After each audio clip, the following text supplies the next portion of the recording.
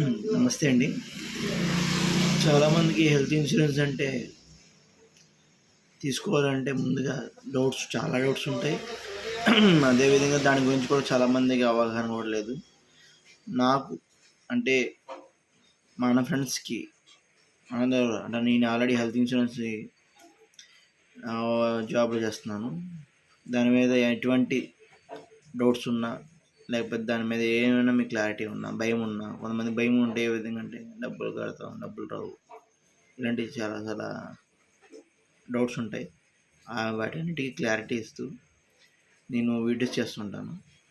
So health insurance మీద కానీ, term insurance అంటే చదువుకున్న ఉద్యోగం చేస్తున్న వాళ్ళు కానీ, బిజినెస్ చేస్తున్న వాళ్ళు కానీ, ఐటీ రిటర్న్స్ ఫైల్ చేసే వాళ్ళు కానీ, వాళ్ళు కూడా టర్మ్ ఇన్సూరెన్స్ ఏ విధంగా కట్టాలి ఏంటని దాని మీద కూడా అవగాహన కల్పిస్తాను.